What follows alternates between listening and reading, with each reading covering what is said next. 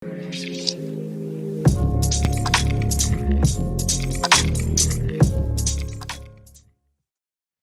teman-temanku semua, dimanapun kalian berada, ketemu lagi nih kita di channel Belajar Bareng Monica.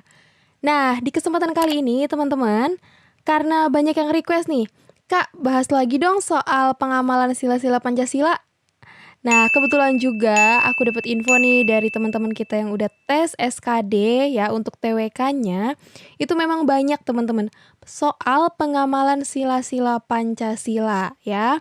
Jadi di video kali ini aku coba nih kasih latihan soal tentang sila-sila Pancasila dan gak cukup cuman di soal pengamalan nih teman-teman ya. Aku juga ada kasih materi dan juga latihan sedikit tentang Pancasila. Oke, siap ya teman-teman? Kita coba nih soal yang pertama. Perhatikan perilaku di bawah ini. 1. Melakukan pembakaran hutan. 2. Perundungan. 3. Gaya hidup mewah. 4. Menggunakan produk bajakan. 5. Masa bodoh terhadap orang yang kena musibah. Perilaku yang bertentangan dengan sila kelima ditunjukkan oleh nomor. Nah, udah kebayang belum teman-teman kira-kira nomor berapa aja nih? Oke, kita lihat perilaku yang pertama ya teman-teman. Melakukan pembakaran hutan. Nah, ini bertentangan dengan sila keberapa teman-teman? Pastinya teman-teman udah tahu dong ya. Pasti teman-teman udah bisa dibilang hafal kali ya butir-butir dari pengamalan Pancasila. Aku harap demikian ya teman-teman. Oke, kembali lagi nih. Melakukan pembakaran hutan itu bertentangan dengan sila ke-5 ya, karena dia melakukan kegiatan yang merugikan kepentingan umum. Oke, kemudian perundungan. Perundungan itu istilah lainnya bully, teman-teman. Sila keberapa, teman-teman? Ya, bertentangan dengan sila kedua ya. Oke, kemudian gaya hidup mewah. Nah, ini sila keberapa, teman-teman? Sila kelima ya. Ingat di situ ada butir yang menyatakan bahwa kita nggak boleh boros ya. Kita nggak boleh memiliki gaya hidup yang mewah ya, teman-teman. Oke, kemudian yang keempat, menggunakan produk bajakan. Sila keberapa nih teman-teman? Sila yang kelima juga ya, karena di sini berarti kita nggak menghargai nih hasil karya orang lain ya. Nah, berarti di sini kita udah ketemu jawabannya teman-teman. Nomor berapa ya teman-teman? Nomor 1, 3, dan juga 4. Berarti jawaban yang paling tepat adalah yang B ya. Nah, yang kelima nih, masa bodoh terhadap orang yang kena musibah. Ini merupakan perilaku yang bertentangan dengan sila ke-2 ya teman-teman. Oke, coba kita lihat nih pembahasan lengkapnya. Oke, ini ya teman-teman. Untuk yang melakukan pembakaran hutan ya, sila kelima butir 8. Ingat baik-baik ya teman-teman. Tidak menggunakan hak milik untuk bertentangan dengan atau merugikan kepentingan umum ya. Contohnya nih kalau perusahaan buang limbah ya. Kemudian kalau nggak perusahaan buang sampah ya, yang bisa menyebabkan banjir. Nah, ini kan merugikan kepentingan umum ya. Berarti itu otomatis masuk ke pelanggaran sila kelima. Oke teman-teman? Oke, yang kedua nih, perundungan ya atau bully ya. Ini bertentangan dengan sila kedua butir kedua. Mengakui persamaan derajat, persamaan hak dan kewajiban asasi setiap manusia tanpa membeda-bedakan suku, keturunan, agama, kepercayaan, jenis kelamin, kedudukan sosial, warna kulit, dan sebagainya ya. Jadi setiap manusia itu baik kulitnya mau hitam, putih, kecoklatan, sawo matang ya, semuanya itu sama teman-teman ya. Jadi jangan dibeda-bedakan atau jangan justru untuk diledek-ledekin atau untuk dijauhkan gitu ya teman-teman. Yang ketiga, gaya hidup mewah. Nah, ini juga bertentangan dengan sila kelima butir 7 ya. Tidak menggunakan hak milik untuk hal-hal yang bersifat pemborosan dan gaya hidup mewah ya. Kemudian yang keempat, menggunakan produk bajakan. Nah, ini siapa nih di antara kalian yang suka pakai produk bajakan, teman-teman ya? Ini bertentangan dengan sila kelima butir 10 ya. Di sila kelima ini kita diajarkan untuk suka menghargai hasil karya orang lain yang bermanfaat bagi kemajuan dan kesejahteraan bersama ya. Contohnya nih kalau pemerintah ya, ketika anak bangsa nih menemukan produk buatan mereka ya, misalkan entah kendaraan listrik atau semacamnya ya. Nah, di sini biasanya pemerintah tuh memberikan penghargaan lah kepada mereka ya, teman-teman. Oke, yang kelima, masa bodoh terhadap orang yang kena musibah. Nah, ini bertentangan dengan sila kedua butir 7, teman-teman ya. Di situ dikatakan agar kita gemar melakukan kegiatan kemanusiaan ya. Misalkan nih di Jogja ada gempa ya, kemudian sebuah sekolah ya, dia melakukan penggalangan dana ya untuk teman-teman kita yang terkena musibah di Jogja. Nah, itu merupakan pengamalan dari sila yang kedua. Oke, teman-teman. Ingat waktu tes SKD ini buat teman-teman yang belum tes pasti tinggal sebentar lagi nih ya. Jadi butir-butir Pancasila wajib teman-teman pahami dengan baik ya, karena memang banyak keluar untuk di tahun ini. Ya teman-teman? Oke, kita lanjut nih ke soal yang kedua.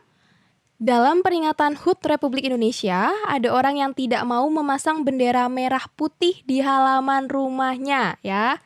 Mereka juga tidak mau memberi hormat kepada bendera merah putih. Sikap tersebut bertentangan dengan sila keberapa nih teman-teman? Ini pasti terjadi baru-baru ini nih ya, karena baru saja kita memperingati kemerdekaan Indonesia ya. Jadi ini bertentangan dengan sila keberapa nih teman-teman? Otomatis ini bertentangan dengan sila ketiga ya, dimana di sila ketiga itu dinyatakan tentang nasionalisme ya, gimana kecintaan kita terhadap tanah air ya.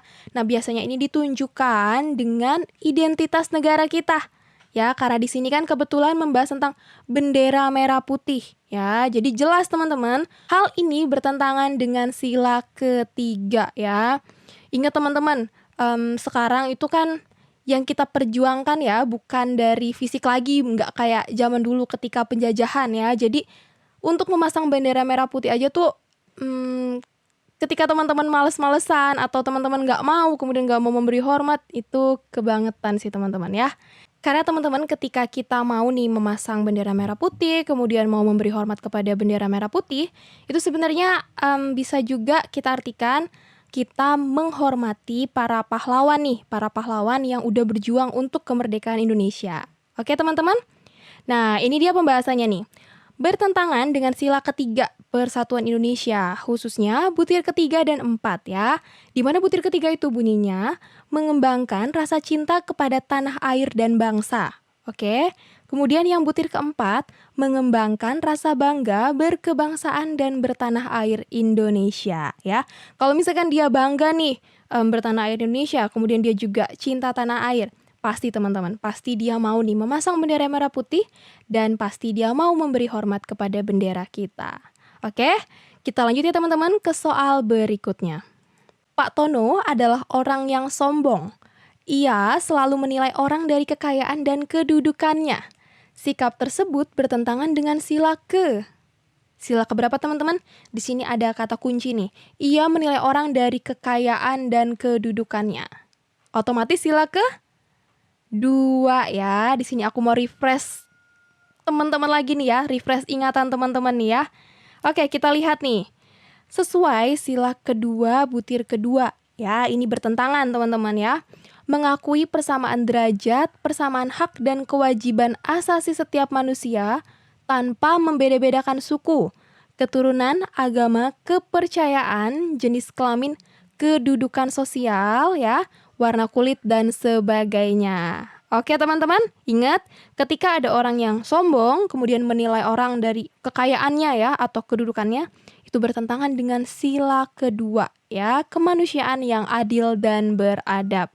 Oke teman-teman, kita lanjut ya ke soal yang keempat. Bumi, air, dan kekayaan alam yang terkandung di dalamnya dikuasai oleh negara dan dipergunakan sebesar-besarnya untuk kemakmuran rakyat. Bunyi pasal 33 ayat 3 mencerminkan sila ke. Ingat teman-teman, di pasal 33 ini berbicara tentang perekonomian. Ya, aku mengingatkan teman-teman lagi nih ya soal Undang-Undang Dasar tahun 1945 ya. Nah, ketika kita berbicara tentang pasal ini, pasal 33 ayat 3, teman-teman, di sini ada kata kuncinya teman-teman. Kemakmuran rakyat. ya, berarti dia mencerminkan sila keberapa teman-teman? Sila kelima, ya. Di situ dikatakan kan keadilan sosial bagi seluruh rakyat Indonesia, ya. Pengelolaan bumi, air, dan kekayaan alam oleh negara dalam rangka mewujudkan kemajuan yang merata dan berkeadilan, serta terwujudnya kemakmuran rakyat. Oke, paham ya teman-teman? Kita lanjut nih ke soal yang kelima. Berikut ini yang merupakan pengamalan sila pertama Pancasila adalah yang mana nih teman-teman? Sila pertama kan ketuhanan yang Maha Esa ya, berarti ini yang berhubungan tentang Tuhan, berhubungan tentang agama ya. Berarti yang mana teman-teman? Apakah yang A nih? Kalau yang A itu sila keberapa teman-teman? Sila kedua ya. Kemudian tidak menggunakan hak milik untuk hal-hal yang bersifat pemborosan dan gaya hidup mewah. Ini sila keberapa teman-teman? Sila kelima ya. Kemudian tidak memaksakan suatu agama dan kepercayaan terhadap Tuhan yang Maha Esa kepada orang lain. Nah, di sini ada ngebahas soal agama ya, soal kepercayaan dan juga Tuhan. Berarti jawabannya yang paling tepat adalah yang C ya teman-teman. Nah, kalau yang D nih, memajukan pergaulan demi persatuan dan kesatuan bangsa. Ini sila keberapa teman-teman? Ada kata kuncinya di sini, persatuan. Berarti sila yang ketiga ya. Kemudian, keputusan diambil harus dapat dipertanggungjawabkan secara moral kepada Tuhan Yang Maha Esa, menjunjung tinggi harkat dan martabat manusia, nilai-nilai kebenaran dan keadilan mengutamakan persatuan dan kesatuan demi kepentingan bersama. Ya, ini udah jelas sila yang keempat ya teman-teman. Oke, nah ini dia pembahasannya. Ya, benar ya teman-teman? Jawabannya yang C ya, itu sesuai dengan sila ke-1 butir ke-7 ya. Tidak memaksakan suatu agama dan kepercayaan terhadap Tuhan Yang Maha Esa kepada orang lain ya. Contohnya nih teman-teman, belum lama ini kan ada pemaksaan ya yang dilakukan oleh salah satu sekolah nih kepada seorang siswinya ya. Dimana harus menggunakan jilbab atau kerudung ya. Padahal siswi tersebut bukan beragama muslim ya. Nah, jadi itu juga merupakan salah satu pelanggaran dari sila pertama Pancasila. Oke teman-teman, kita lanjut lagi nih ke soal yang ke-6. Memelihara ketertiban dunia yang berdasarkan kemerdekaan, perdamaian abadi, dan keadilan sosial merupakan pengamalan sila keberapa teman-teman? Kita lihat nih. Oke, ini dia teman-teman, sesuai dengan sila ketiga butir kelima ya. Memelihara ketertiban dunia yang berdasarkan kemerdekaan, perdamaian abadi, dan keadilan sosial ya. Berarti jawaban yang paling tepat adalah sila yang ketiga ya teman-teman. Oke, kita ingat lagi nih kata-kata kunci untuk sila yang ketiga ya. Di situ ada persatuan ya, kemudian rela berkorban untuk kepentingan negara ya. Kemudian mementingkan kepentingan bersama, oke? Dan juga ada rasa cinta kepada tanah air dan memelihara ketertiban dunia, dan yang paling utama adalah mementingkan persatuan Indonesia. Suka memberikan pertolongan kepada orang lain agar dapat berdiri sendiri merupakan pengamalan sila Pancasila. Nah, sila keberapa teman-teman? Sila yang ke-5 ya. Di sini ada kata kuncinya, memberi pertolongan agar dapat berdiri sendiri ya. Nah, ini sesuai dengan butir kelima di sila yang kelima ya teman-teman. Suka memberi pertolongan kepada orang lain agar dapat berdiri sendiri. Ingat teman-teman, sila yang kelima ini sering banget nih keluar di soal TWK ya, untuk di SKD teman-teman. Kata kuncinya di sini adalah gotong royong pertama ya, kemudian sikap adil. Oke. Kemudian memberi pertolongan kepada orang lain. Tidak boleh melakukan pemerasan. Kemudian tidak boros ya, tidak bergaya hidup mewah. Oke, kemudian tidak merugikan kepentingan umum. Ingat yang tadi kasus tentang kebanjiran yang disebabkan oleh sampah yang dibuang oleh perusahaan ya, kemudian kebakaran hutan ya. Oke, kemudian suka bekerja keras. Nah, terus menghargai hasil karya orang lain ya. Jadi kita nggak menggunakan produk bajakan. Oke. Dan yang terakhir, suka melakukan kegiatan dalam rangka mewujudkan kemajuan yang merata dan berkeadilan sosial. Oke teman-teman, jangan lupa sila kelima ini dihafal ya. Atau kalau lebih baik sih dipahami nih, inti-inti dari setiap butir tuh apa aja sih. Oke, kita lanjut ya ke soal yang ke-8.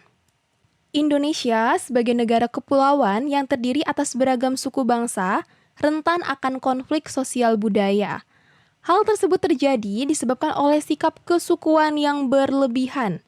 Sikap kesukuan yang berlebihan disebut ya, kesukuan yang berlebihan. Yang mana teman-teman? Kalau melihat seperti ini udah kelihatan nih jawabannya. Apa teman-teman? Sukuisme ya. Nah, sekarang kita lihat nih, apa sih arti dari sosialisme, kemudian Calvinisme, nasionalisme, dan juga fasisme. Kita lihat ya, teman-teman. Nah, untuk sosialisme di sini artinya suatu paham yang menjadikan kebersamaan sebagai tujuan hidup manusia dan mengutamakan segala aspek kehidupan bersama. Ya, jadi di sini hak milik itu dikesampingkan, teman-teman. Jadi lebih mengutamakan gimana caranya biar kesejahteraannya itu merata. Ya, jadi yang diutamakan di sini adalah kebersamaan ya teman-teman. Kemudian Calvinisme ya, ini sebenarnya istilah dari kita SMP ya. Kita udah sering dengar nih Calvinisme ya teman-teman. Nah ini Calvinisme, paham yang mengagung-agungkan bangsa atau negara sendiri dan memandang rendah bangsa lain ya. Ini juga seringkali disebut sebagai nasionalisme sempit. Ya, karena dibagi dua teman-teman, nasionalisme secara luas dan nasionalisme secara sempit. Nah, versi sempitnya itu seringkali disebut sebagai Calvinisme ya. Kalau nasionalisme secara luas dia tetap mengutamakan persatuan. Ya, teman-teman. Oke, selanjutnya sukuisme ya, ini paham yang mengagung-agungkan suku bangsa sendiri. Oke. Nasionalisme, kecintaan dan kesadaran dalam proses berkehidupan berbangsa dan bernegara, serta upaya untuk menumbuhkan rasa cinta pada tanah air ya. Jadi teman-teman, di sini kan ada tadi Calvinisme, kemudian sukuisme ya, itu bisa dibilang paham yang cukup negatif ya teman-teman. Nah sebenarnya hal itu bisa diatasi nih teman-teman ketika kita mempunyai sifat nasionalisme ya dan juga patriotisme. Oke teman-teman? Nah sekarang fasisme. Fasisme adalah paham yang berdasarkan prinsip kepemimpinan dengan otoritas yang mutlak atau absolut di mana perintah pemimpin dan kepatuhan berlaku tanpa pengecualian. Nah, teman-teman, ketika suatu negara menganut fasisme, ya, artinya negara ini dijalankan secara diktator, teman-teman.